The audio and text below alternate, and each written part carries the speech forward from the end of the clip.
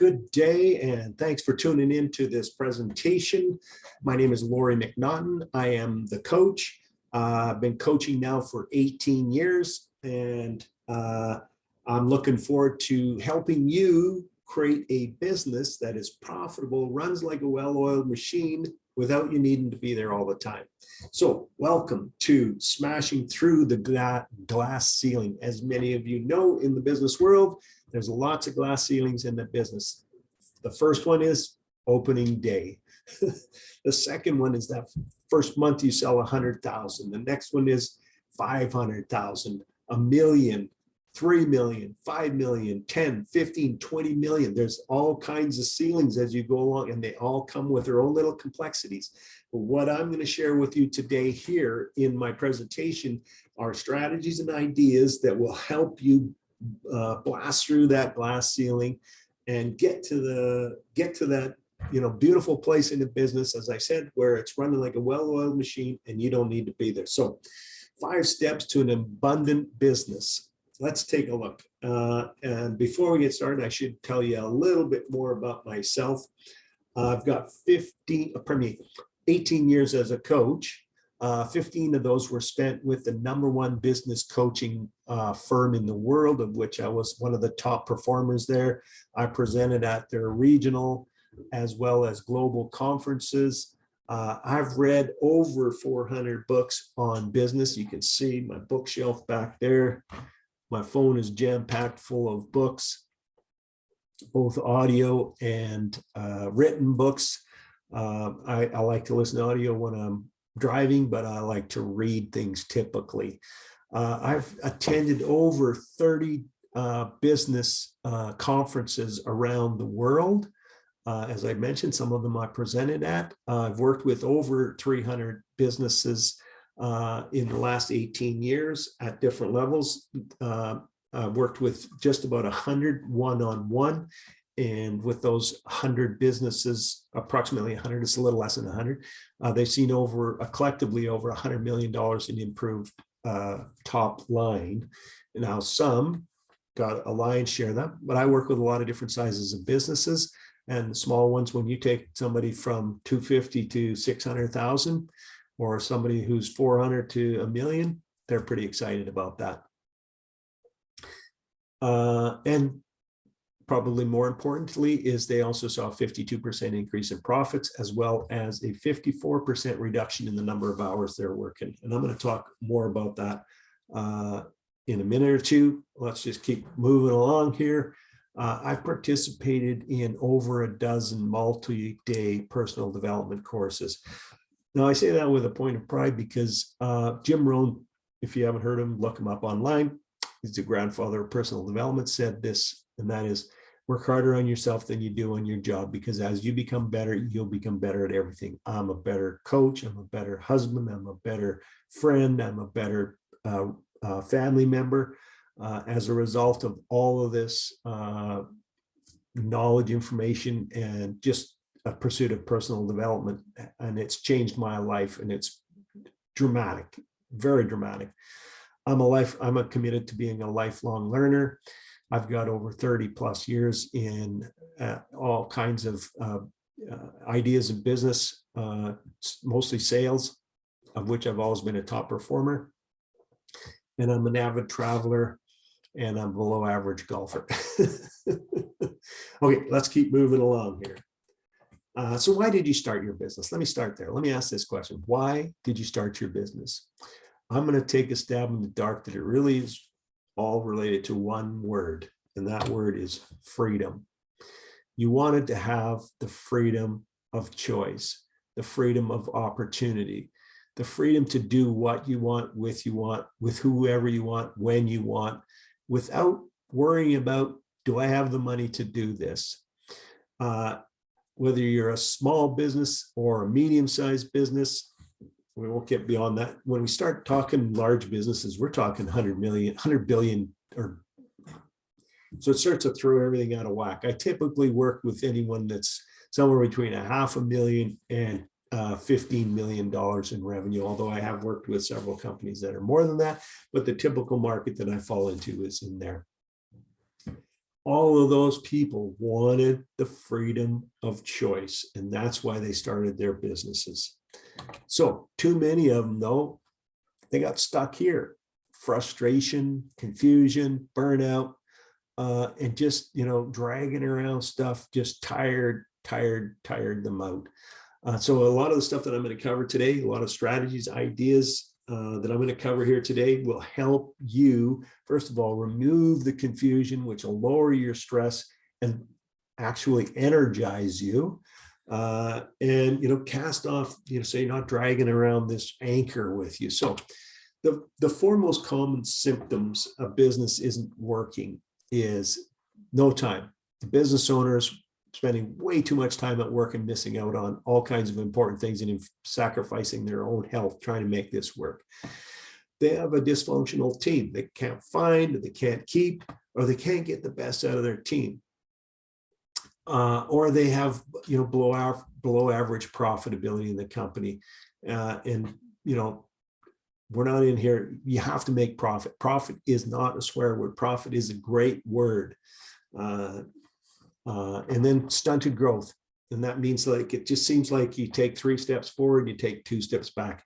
And in my 18 years of, in the business coaching industry, talking to a lot of businesses, I can't tell you how many I've talked to that, grew and then shrunk back down because as they grew, they made less money and they got way more stressed out, and it just became too much of a burden for them. And that's not the way it's supposed to work.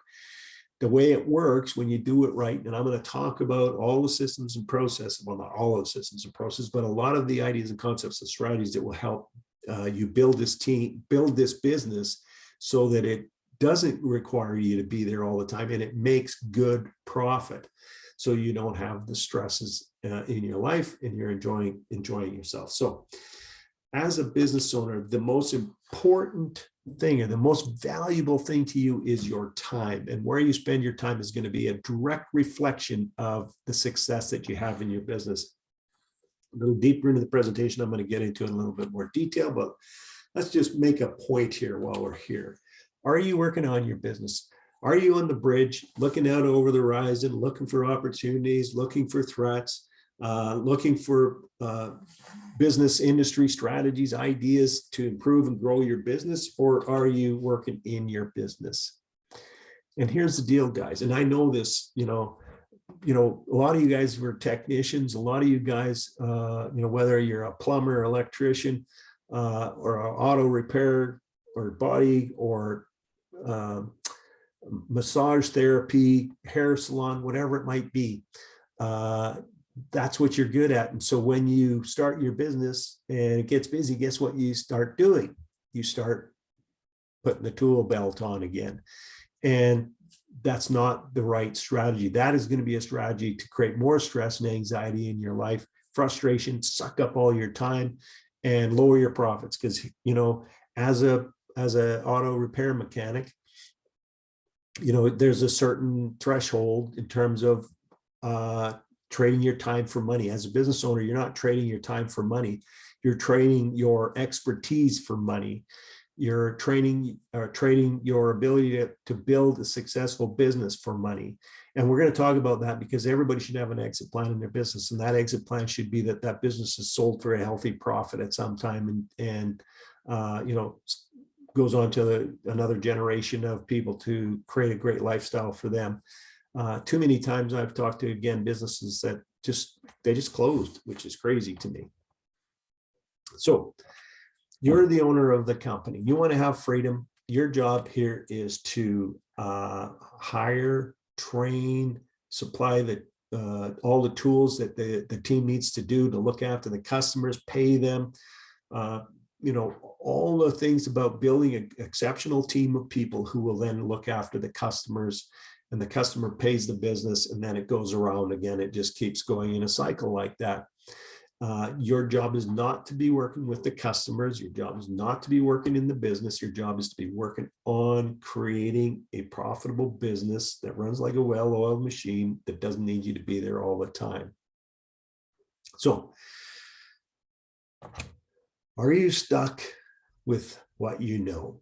I love this little picture of this cats in a crate that literally it could jump out any time, but it's stuck there.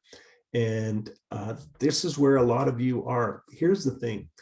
Human beings have in the neighborhood of 70 to 80,000 thoughts a day. The disconcerting thing is they have the same thoughts today that they had yesterday, the week before, the month before, the year before, in some cases, the decade before. And so what keeps happening is they just keep rinse and repeat, rinse and repeat. You wonder why you had the same year that you had last year. It's because you have the same thinking that you had last year. If you want different results, you need to get out of this box. You need to go, you know what? Yeah, I know some stuff, but there's so much more than I could know. There's so much more than I can learn. That is going to be the difference between having a business that really has captured you and one that provides you with freedom. So what are the 5 steps to business abundance, or the 5 steps to an abundant business? Well, the first one is to eliminate the chaos in the business. And we're going to talk in each one of these areas a little bit more in depth. Create predictable cash flow in the business. Become more efficient and productive. Here's the thing. Your business should always be looking at ways to become more efficient, more productive. And then you need to have a great team of people around you that will look after all the business's needs, all the customers' needs, so that you don't have to. And at that point, now you've got a business that runs like a well-oiled machine. And at that point, now you can hire a general manager because you've got all the systems and people in place, and you need somebody else you're going to be able to offload the day-to-day operations. And that's when you get to the point where you don't need to be there for the business to run and be successful. But here's the thing. Most business owners don't ever get out of level 3. And so they're under a great deal of stress. And you say, well, how can you say most business owners? Well, statistically, 90% of businesses don't succeed. Most business owners, they don't succeed because the level of stress and anxiety and frustration just is too much. And so they, decide to either shrink down to a very small business, and or they just go out and get themselves a job. If you want to have this kind of freedom, you got to get into the level 4, then that'll get you into level 5. So what's the typical journey for a business owner? You're just starting out. You either just started your business or you just bought your business and you're really excited about it, and you start to see some potential, and then boom, something happens. You take a dip and you go, hey, what just happened there? And then you start building it back up, and you're going, oh yeah, I know what I'm doing. And then boom, you hit another one. Then you start, there's a little bit of swearing that goes on. I know that everybody can relate to that. And then you keep, trudging on and working hard, and you start to get even more success. Now you're going, I rock, I'm a rock star. And then boom, you get smacked upside the head, and you go, hang on. We've been here before, done it before. Start to get a little bit of action again. And then you take another dip, there's more swearing. And then finally you get all the pieces of the puzzle together, and you start to move up there, and you're an overnight success. It only took 5 years or a decade or whatever the case may be. But everybody looks at it as all of a sudden you're an overnight success. And of course we know better. We entrepreneurs know better. It's hard work. But when I say it's hard work, I should reframe that. And another presentation I'm going to do on mindset, I'm going to talk about that, because it's only a hard work if you decide that it's going to be hard work. It can be fun work. It's simple as that. What if it was fun? What if growing my business was fun? What if it was easier? Which it is. It should be easier. For those who do it right, it is easier. And I'm going to share with you the ideas that'll help you get there. So my, I want to say good friend, of course, I never actually met him. I've studied under him through organizations that continue to hand down his tools and education. But he said, where you'll be 5 years from now will depend on the books you read and the people you associate with and the actions that you take. If it was just knowledge, if knowledge was all it took to succeed in life, then we would have healthy, wealthy, happy, well-adjusted, everywhere, people everywhere, because everything that you need to know about having a successful life has been written about in a book, presented by a presenter. Without action, all the knowledge in the world isn't worth a hill of beans. So this is my experience with a lot of small businesses that I've come in contact with over the in my lifetime, let alone since I've been a business coach. And that is they really only have a job, meaning they have a few bad months and they have to fold their tents. My job as your coach is to make sure that it isn't just a job for you, that you create this business that breaks through the glass ceilings and runs like a well-oiled machine. And I'm going to reiterate that doesn't need you to be there all the time in order to have that happen. So let's take a look at the first level, which is what I call the stability level. And this is where you eliminate the chaos of your business. And how do you do that? The first thing you do is you create a vision that enrolls and inspires your people to reach down and become the best that they can be. I'll talk a little bit more in depth in the next slide, but the other thing you need to do is master your time. As I said, time is your most valuable asset in your business, and how you use your time will be a direct reflection of the success that you have in your business. Then you need to master your service. You need to wow every single customer.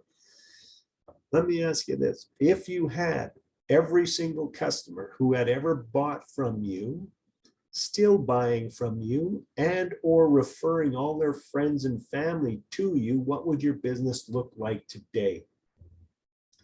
The customer is the most important thing in your business. Never sell something to somebody that they don't need or want. Just because you can sell something doesn't mean you should, because if you sell something that they neither want nor need, they'll have buyer's remorse. And guess what they do? They tell everybody else about it. The best thing that you can do is to provide them with amazing service and sell them what they need and what they want.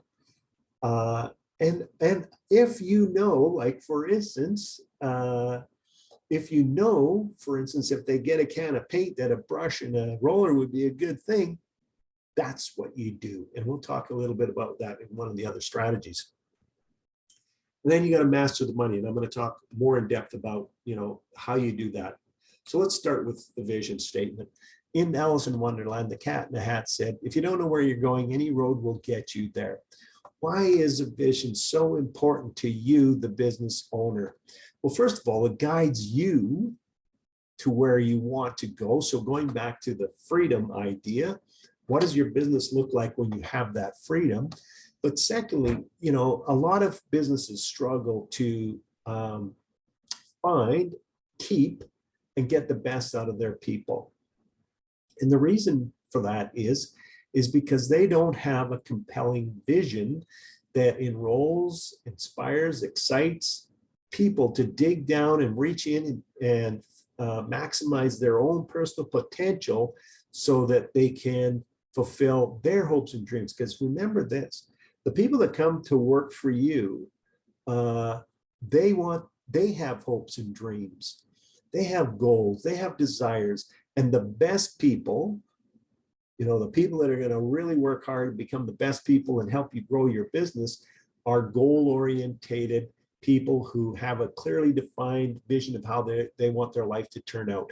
If you have a vision for your company that they go, you know what, I can help this person build this vision, then I will, all my hopes and dreams will be fulfilled as well. Then they're going to work harder. They're going to come in earlier. They're going to stay later. They're going to be more effective. They're going to be more productive, which is all important to building a successful, profitable business. And having healthy turnover is important to building a successful, profitable business.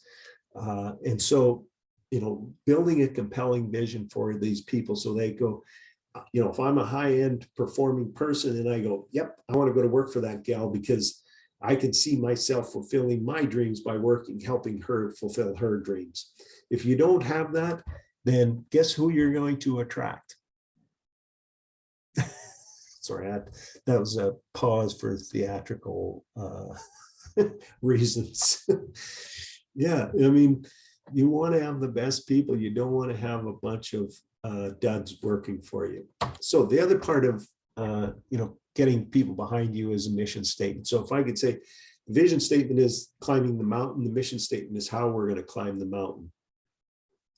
So we're going to climb the mountain. How we're going to get there? We're going to hire the best guides. We're going to hire a nutritionist. We're going to hire a personal trainer. We're going to get the best and latest and greatest equipment.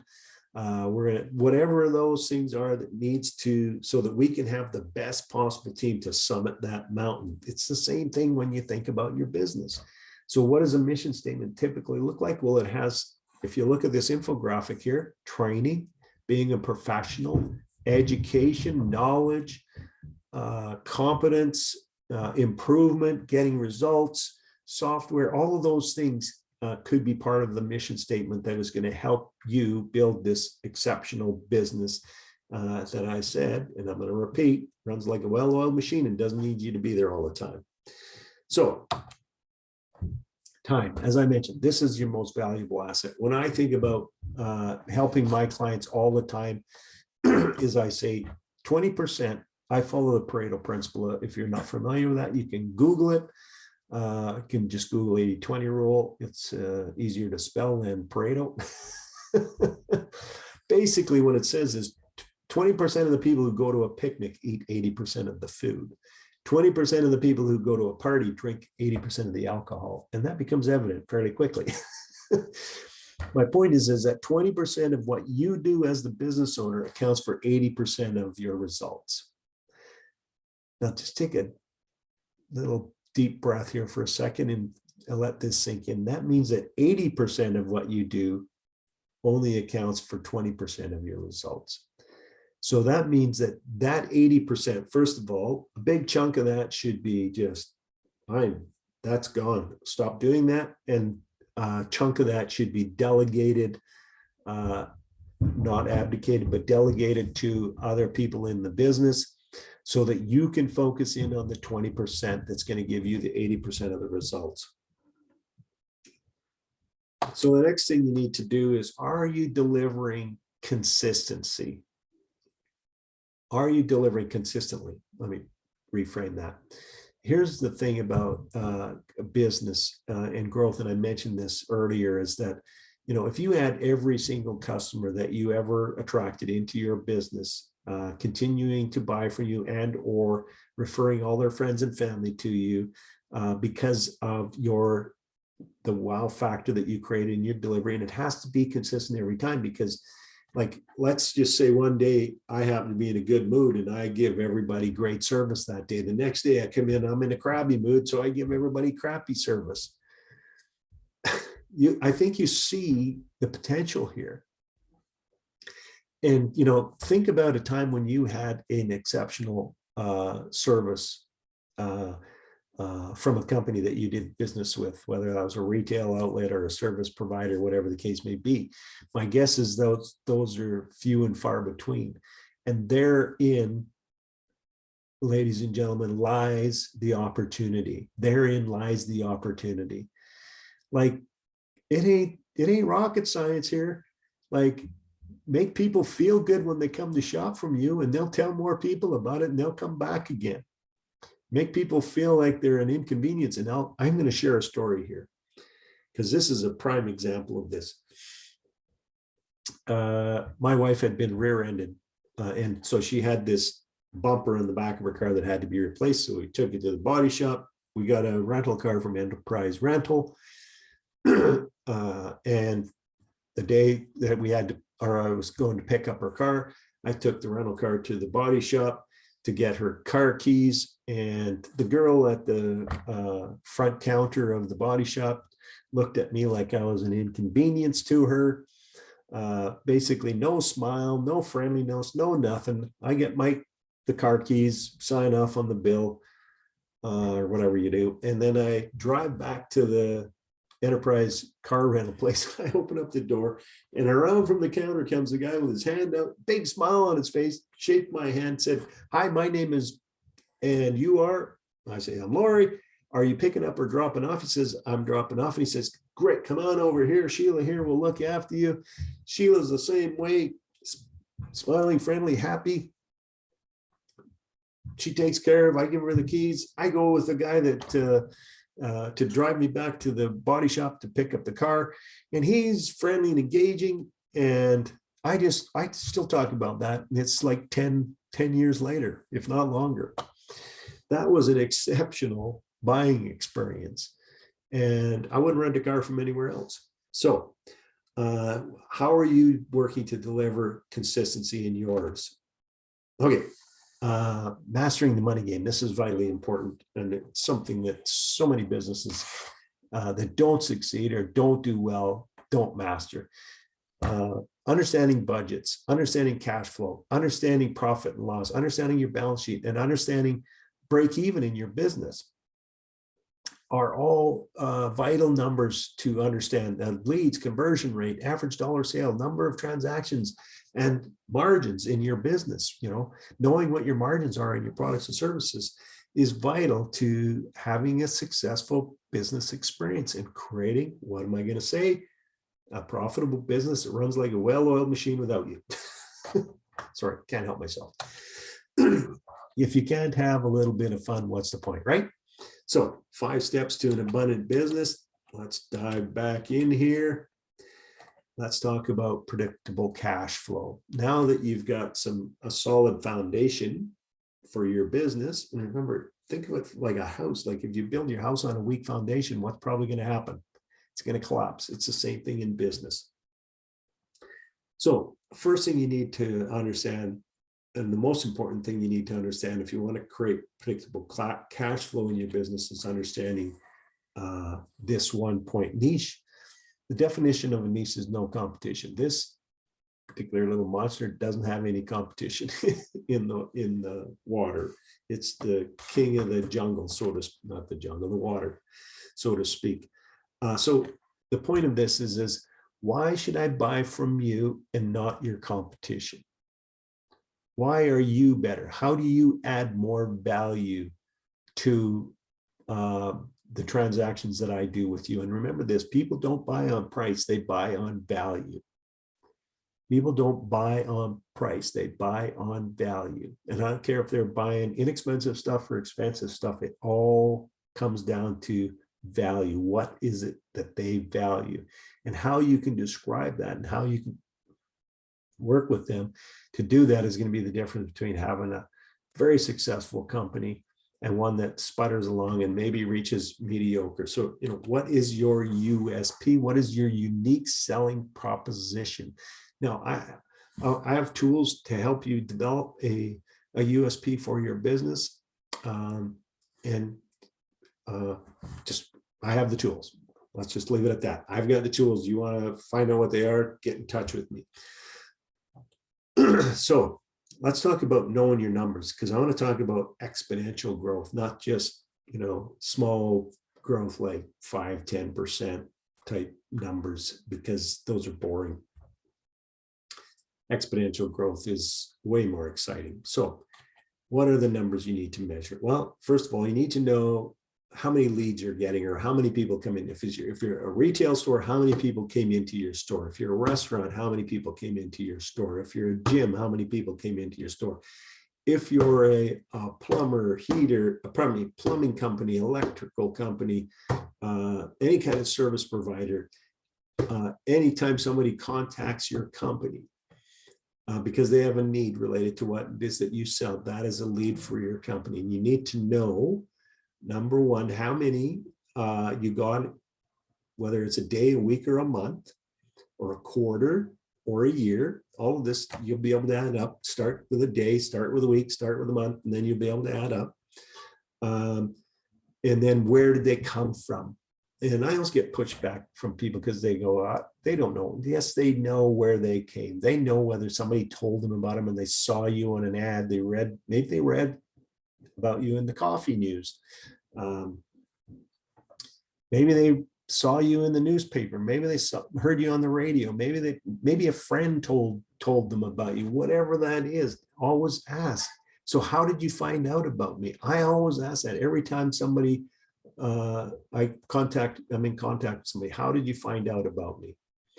Okay, so then the next thing you need to do is what's your conversion rate? So you want to know, okay, if I had 10 leads today, or I had 10 people come into my store and 3 people bought, that's a 30% conversion rate.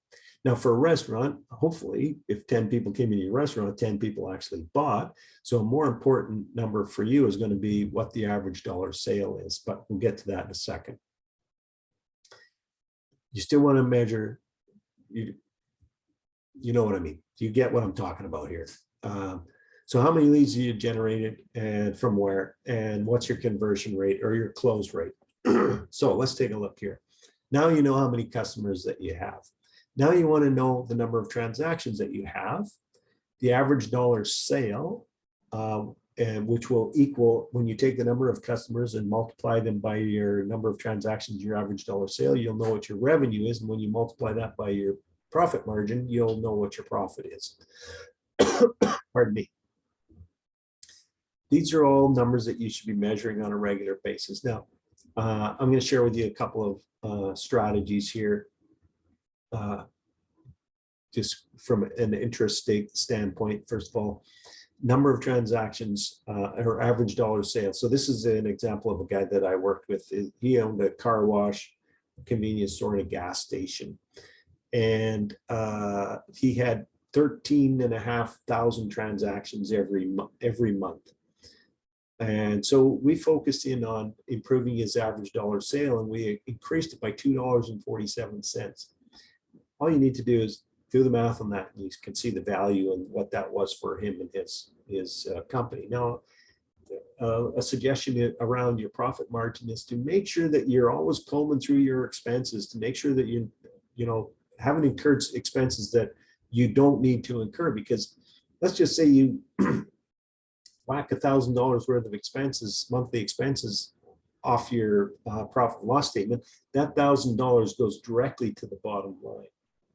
If you add $1,000 in sales, it goes through your cost of goods sold through your expenses and leaves you with a little bit of profit.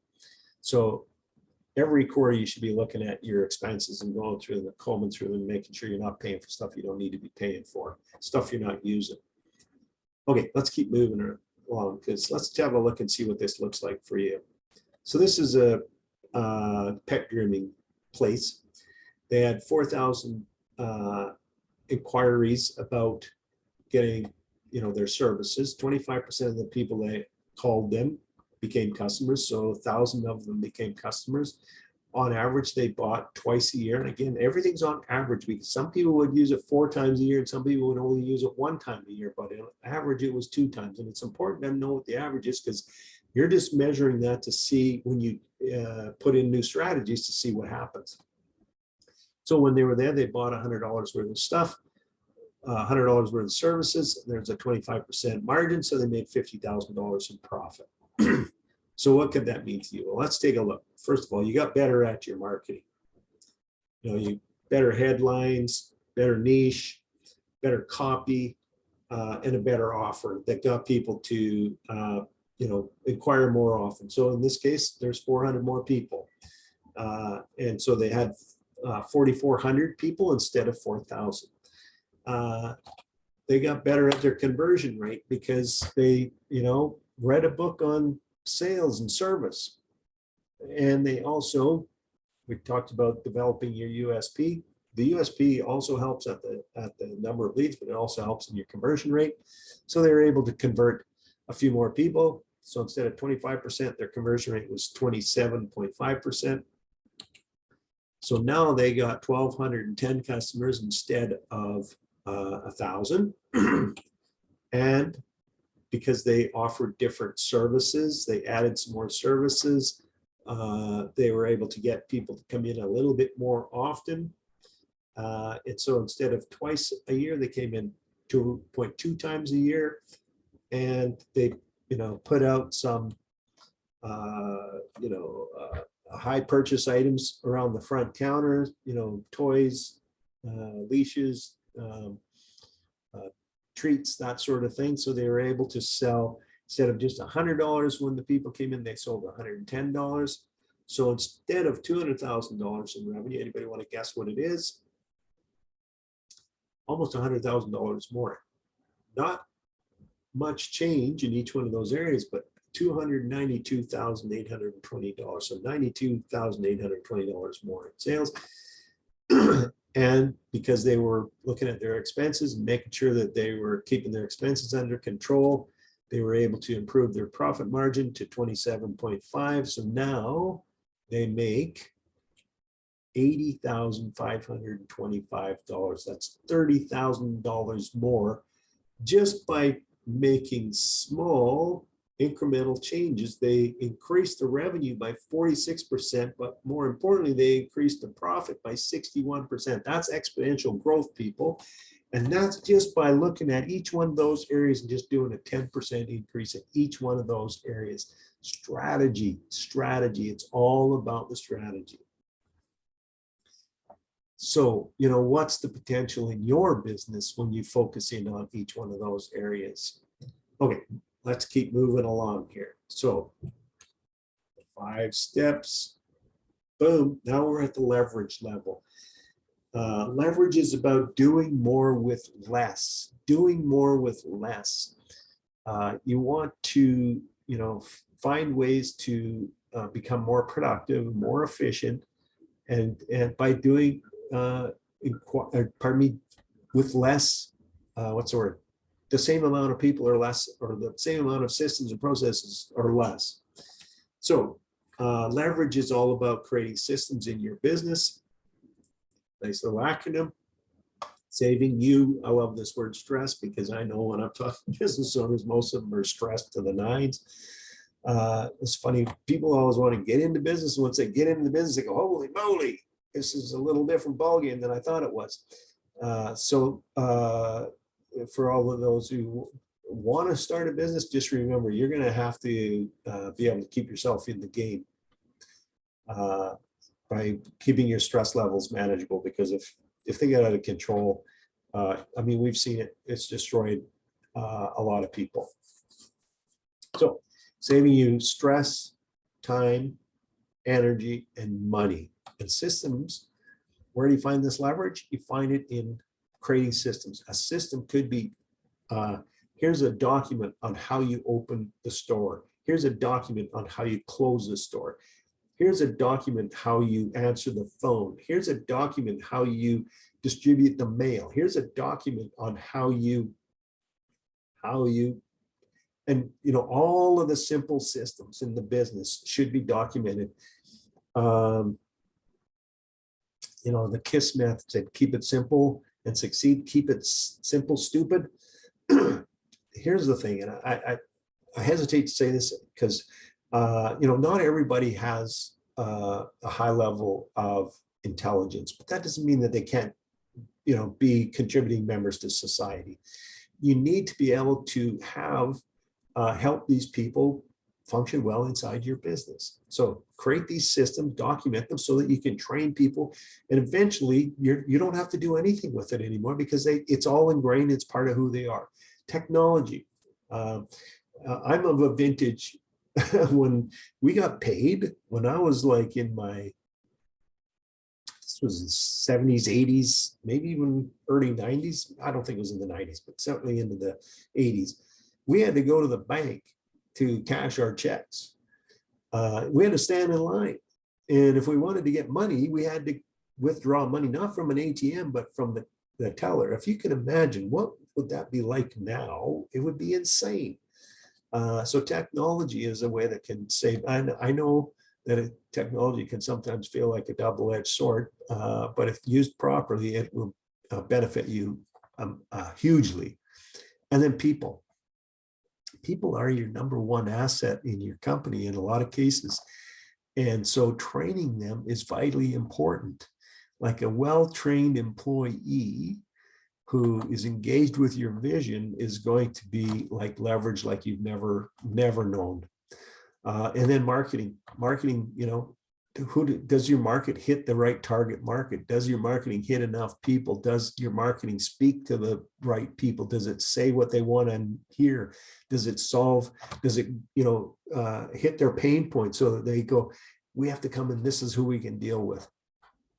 So I've got, I don't know, 70, 80 different strategies listed under each one of these things that can help you figure out where the leverage points are in your business.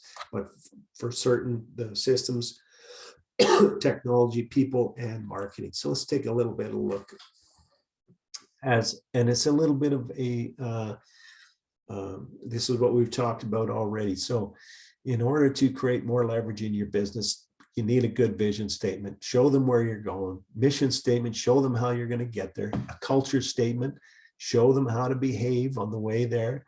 SMART goals, make them measurable. SMART meaning, specific, measurable, achievable, with a result, or relevant with a time frame to it. Organizational chart, this just shows people how it all works, who they answer to, and it shows the people that might be thinking that they're the thing about, and I'm not going to get too much into leadership right now because I'm going to do that in another presentation, but there's literally 5 levels of leadership. One is that you're just been put in the position of a boss, and that does not make you a leader. And so, understanding this whole organizational chart will help you understand, who are the leaders in your company, and then making sure that they get the best possible training. A positional contract. So what is their role and responsibility? What are they going to be held accountable for? Key performance indicators. So what in each position are 2 or 3 key performance indicators or critical drivers. And then how-to manuals, and those are the simple systems. This is how you open, this is how you close, this is how you answer the phone, this is how you distribute the mail, this is how you set the alarm, this is how the shop should look when you leave, this is how the bathroom should look when you leave. All these simple little how-to systems that make it easy to succeed, and then milestones, and make sure that you celebrate those milestones with your team. Get them excited about what they were able to accomplish, and they'll want to do more. It's not difficult. Even those people that you think are the most unmotivated people, when shown appreciation, will do a little bit more. And just think about this. If you could just get 10% more out of everybody that worked for you, what would that mean to your company? And I do great workshops, team alignments that will help you do just that. And I can help you, put together these systems and processes so that you can maximize the value of your team and help them fulfill their own potential. Okay, so let's keep moving along here. Team. This is one of the things that I see a frustration with. Just about every business owner that I've ever worked with has some level of frustration, some far worse than others, and it's of their own making, and I'm going to talk about that. The keys to having a successful team is strong leadership. I use this picture of this boat for a very specific reason.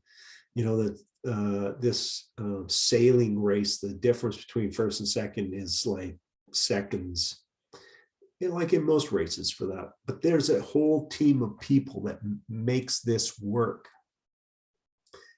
And you need to have a strong leader to get all of these guys and or gals, I don't think there's any gals on that boat, to work together like what?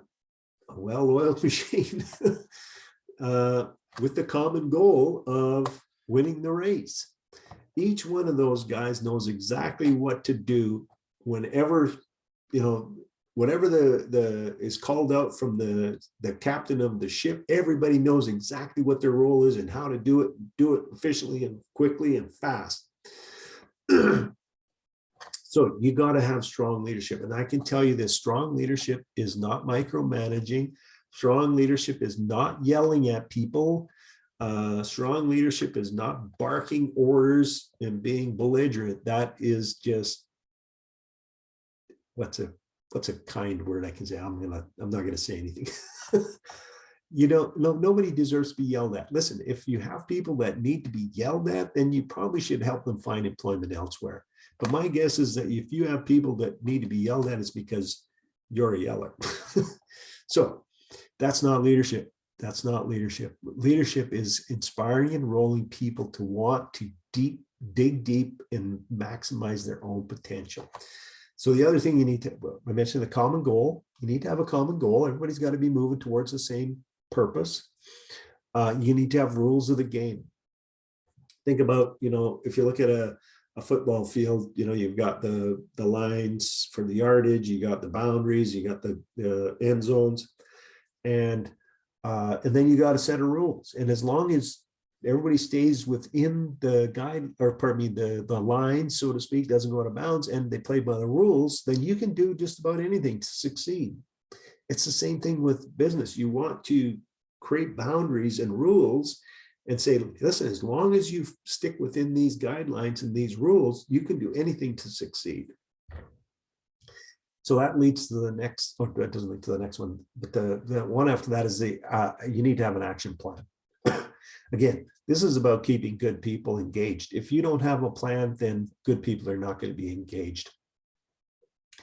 The next one is to support the risk taking. And that goes back to the rules of the game. When you have people that are playing by the rules of the game and they try something and then maybe make a mistake, you don't beat them over the head with a stick because they made a mistake. You encourage people. You make it into a coaching and teaching moment so that it doesn't happen again. And encourage people to take chances, to take risks, because that's how you innovate. That's how you become better at what you do. And then 100% involvement and inclusion just means you need to get everybody involved, and you need to make sure everybody feels included. If you have a hockey team, for instance, you got 4 lines on the team, line 1 and line 2. They get all the fame and fortune. They get paid the most amount of money. And all the accolades that goes with being, a top performing hockey player. And then you've got the 3rd and 4th lines, and their job mostly is not to get scored on. Yeah, sure, if you add a goal here and then, we'll be happy and we'll celebrate, but just make sure you don't get scored on, so that the 1st and 2nd line can both get rested up and come out and play at the top of their game. But if the 4th and 3rd line don't feel like you appreciate their efforts, guess what? They're not going to play as hard as they can. If the person who sweeps and cleans your bathrooms doesn't feel as appreciated, they're not going to do a good job. Okay, moving on, we're at level 5. So now you've eliminated the chaos. You have a clear vision of where you want to go. You have great service. You know what your numbers are. And you've got mastery over your time. You have predictable cash flow because your business has a clearly defined niche and a unique selling proposition, and you sell on value. You've created leverage by using training, technology, systems to make everything run more productively and more efficiently, so you're profitable. And you have a great team of people who are inspired, enrolled, and excited to come to work every day. Guess what? Now you have a well-oiled machine, and it's at this point where you have freedom, because at this point now your business is making enough money, you can hire a general manager to run the day-to-day operations, which will give you more free time to do other things, whatever that might be. Maybe it's just start another business so you can do another. And I'll look at, like, when you have a really successful, profitable business that runs like a well-oiled machine, doesn't need you to be there, you've got a group of happy people. So maybe you want to go do that again. Maybe you want to do something else. I don't know. It doesn't really matter. But that's the point, is once you're at this level, you've got a business that, doesn't stress you out, doesn't, beat you up every day, and doesn't require you to be there every day. So let's talk a little bit about something important, and that's, you might have heard the definition of insanity. Basically doing the same thing and expecting a different result. Well, if you look at your business and you go, okay, this is the current thinking. Remember, I talked about humans have about 70, 80,000 thoughts a day. So the current thinking is creating your current results. If you want new results, you can't do it with the same level of thinking. The thinking has to be at another level. So you need to have new thinking. And this is why the coaching business has exploded around the world. Both executive business coaching has exploded around the world because people understand the value of what an outsider brings to the table in terms of, because remember, my business is helping you become better at what you do. That's my business. That's what I do. That's why I read all those books. That's why I went to all these conferences. That's why I took all this training. That's why I do this, is because that's what I do. So my job is to help you gain the right knowledge and help you plan and take actions so that you can have, what am I going to say? A profitable business that runs like a well-oiled machine without you needing to be there. So you guys probably know Richard Branson. You can talk any number of different business, high-level business owners like himself, multi-billionaire, runs hundreds of companies. Obviously, he cannot be in all of these companies all at the same time. So what does that tell you? Profitable business that runs like a well-oiled machine without you needing to be there. So he said, if you can learn to run one business successfully, then there's no reason you can't run any number of businesses at the same time. The principles are still the same. But obviously, you can't work in your business to do this. So this is where, I come in to help you. I come in to, help you focus in on working on the right things at the right time, focusing in on the 20% that gets you the 80% of the results, help you maximize the potential upside as well as the bottom line of your business, and free up your time, and help you build this amazing team of people, all for the cost of a part-time employee. So what are some of the services that I offer? Well, one-to-one coaching for a select few. I only work with a dozen companies at a time now. So I've got 3 open slots for companies looking for my services. But I also do DISC motivator behavioral profiles. I'm not sure if you're familiar with that, but really the DISC will tell you whether a person is a driver, goal-oriented person, or an influencer.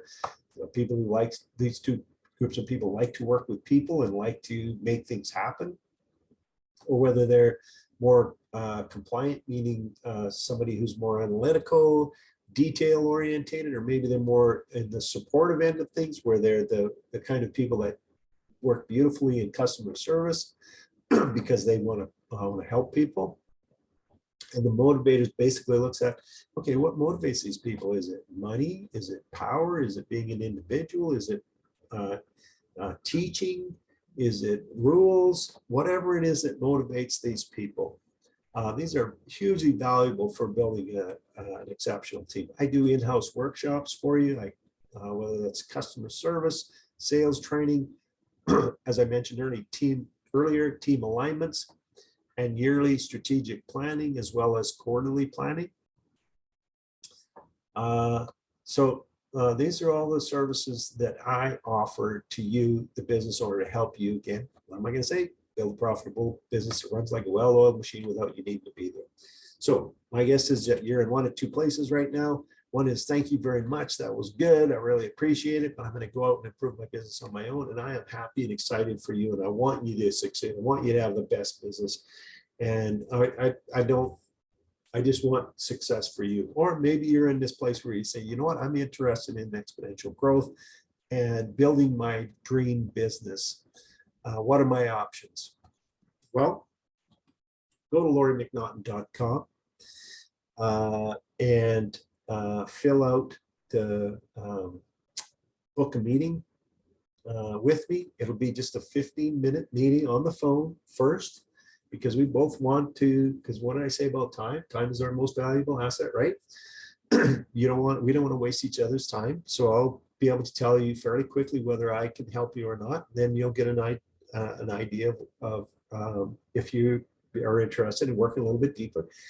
And then I have an offer of 90 minutes for those who make it through there. I got a 90-minute meeting that's complimentary. But at that point, I want you to be respectful of my time again, and be prepared to say yes or no, because procrastinators, people that kick the can down, typically kick the can down the road their entire lives. And one thing I've learned in business is that tomorrow never comes. Things you put off till tomorrow never happen. My vision is to make people's lives better. Simple. My mission: inspire successful business owners to create completely abundant business and future for themselves and their team and their families. I want it to be like a ripple. I want throw my rock in the pond and the ripple out effect. So it's not just for you, it's for your team, it's for your family, and it's for the families of your team. That's what makes people happy. So go to lauriemcnaughton.com and just book a meeting with me, and I will get in touch with you, and we'll have a quick conversation about how we can help you do what you want to do and create a profitable business that runs like a well-oiled machine without you needing to be there. I want to thank you for your time here today. I do appreciate it. Folks, it's time to get into action. Take care and have yourself an awesome day.